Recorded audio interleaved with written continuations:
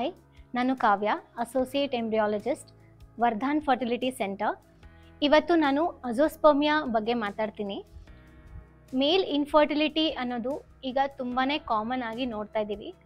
ಅದರಲ್ಲೂ ಆಲಿಗೋಜೋಸ್ಪರ್ಮಿಯಾ ಅಂದರೆ ವೀರ್ಯಾಣುಗಳು ತುಂಬ ಕಡಿಮೆ ಕಾಣುವಂಥದ್ದು, ಹಾಗೂ ಅಜೋಸ್ಪರ್ಮಿಯಾ ಅಂದ್ರೇನು? ಅಜೋಸ್ಪರ್ಮಿಯಾ ಅಂತಂದರೆ ವೀರ್ಯಾಣುಗಳೇ ಕಾಣಲ್ಲ. ಮೈಕ್ರೋಸ್ಕೋಪಲ್ಲಿ ನಾವು ನೋಡಿದಾಗ ವೀರ್ಯಾಣುಗಳು ಇಲ್ಲದೇ ಇರೋದನ್ನು ನಾವು ಅಜೋಸ್ಪರ್ಮಿಯಾ ಅಂತ ಕರಿತೀವಿ. ಸೊ ಸಮ್ಟೈಮ್ಸ್ ಅಜೋಸ್ಪರ್ಮಿಯಾ ಬಂತು ಅಂತ ಭಯ ಪಟ್ಕೊಳ್ಳೋ ಅವಶ್ಯಕತೆ ಇಲ್ಲ. ಯೂಶಲಿ ನಾವು 4 to 6 ವೀಕ್ಸ್ಗೆ ಮತ್ತೆ ಸ್ಯಾಂಪಲ್ ಚೆಕ್ ಮಾಡಬೇಕಾಗತ್ತೆ. ಆಗ ಕನ್ಫರ್ಮ್ ಮಾಡೋಕ್ಕೋಸ್ಕರ ನಾವು ಮತ್ತೆ ಸ್ಯಾಂಪಲ್ ಚೆಕ್ ಮಾಡಿದಾಗ ಮತ್ತು ಹಾಗೆ ಬಂತು ಅಂದಾಗ ನಾವು ಪೇಷಂಟ್ಸ್ನ ಕೇಳ್ತೀವಿ, ಏನಾದರೂ ಸ್ಯಾಂಪಲ್ ಕಲೆಕ್ಷನ್ ಡಿಫಿಕಲ್ಟಿ ಇತ್ತಾ ಅಥವಾ ಸರಿಯಾಗಿ ಸ್ಯಾಂಪಲ್ ಕಲೆಕ್ಷನ್ ಮಾಡೋಕ್ಕಾಗ್ತಿಲ್ವಾ ಅಂತ ಈ ಥರ ಕ್ವೆಶನ್ಸ್ ಕೇಳಿದಾಗ ಈ ಥರ ಏನಾದರೂ ಕಂಡೀಷನ್ಸ್ ಇತ್ತು ಅಂತ ಅಂದರೆ ಅದನ್ನು ನಾವು ಕನ್ಫರ್ಮ್ ಆಗಿ ಅಜೋಸ್ಪರ್ಮಿಯಾ ಅಂತ ಕೊಡ್ತೀವಿ.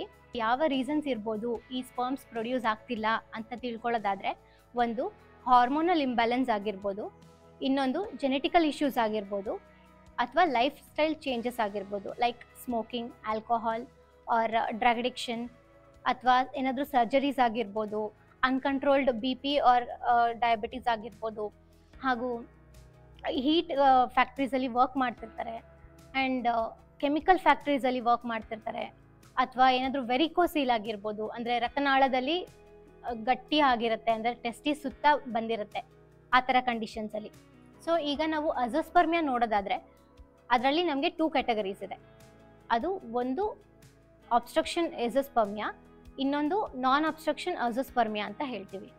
ಅಬ್ಸ್ಟ್ರಕ್ಷನ್ ಅಜೋಸ್ಪರ್ಮಿಯಾದಲ್ಲಿ ಏನಾಗುತ್ತೆ ಅಂತಂದರೆ ಅಬ್ಸ್ಟ್ರಕ್ಷನ್ ಇರುತ್ತೆ, any blockages in the ducts ಅಂತ ಕರಿತೀವಿ.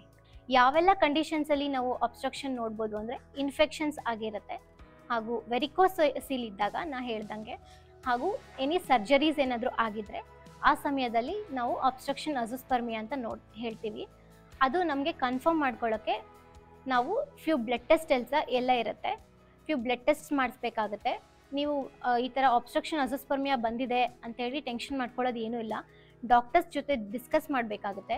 ಅವರು ಫ್ಯೂ ಬ್ಲಡ್ ಟೆಸ್ಟ್ ಹೇಳ್ತಾರೆ, like hormonal blood test, FSH, LH, testosterone, prolactin, haemoglobin, thyroid test ಇಷ್ಟೆಲ್ಲ ಹೇಳ್ತಾರೆ, ಹಾಗೂ ಫಿಸಿಕಲ್ ಎಕ್ಸಾಮಿನೇಷನ್ ಕೂಡ ಮಾಡ್ತಾರೆ. ಸೊ ಇಷ್ಟು ಮಾಡಿ ಅಬ್ಸ್ಟ್ರಕ್ಷನ್ ಅಜೋಸ್ಪರ್ಮಿಯಾ ಅಂತ ಕನ್ಫರ್ಮ್ ಆದಮೇಲೆ ನಮ್ಮ ಹತ್ರ ಇನ್ನೊಂದು ಆಪ್ಷನ್ ಇದೆ, surgical treatment. Like minute block ಏನಾದರೂ ಆಗಿದ್ರೆ ಮೈಕ್ರೋ ಸರ್ಜಿಕಲ್ ಟ್ರೀಟ್ಮೆಂಟ್ ಕೂಡ ಇರುತ್ತೆ. ಅಕಸ್ಮಾತ್ ಅದು ಪಾಸಿಬಲ್ ಇಲ್ಲದೆ ಬ್ಲಾಕೇಜಸ್ ಜಾಸ್ತಿ ಆಗಿತ್ತು ಅಂತಂದಾಗ ನಾವು 2 ಸರ್ಜಿಕಲ್ ಪ್ರೊಸೀಜರ್ಸ್ ಮಾಡ್ತೀವಿ. That is PISA and TISA, that is ಪರ್ಕ್ಯುಟೇನಿಯಸ್ sperm aspiration and testicular sperm aspiration ಅಂತ. ಇದು ಈಗ ನಾವು ಮಾಡ್ತಿರೋ ಅಂಥ ಬೆಸ್ಟ್ ಸರ್ಜಿಕಲ್ ಪ್ರೊಸೀಜರ್ ಅಂತಲೇ ಹೇಳ್ಬೋದು.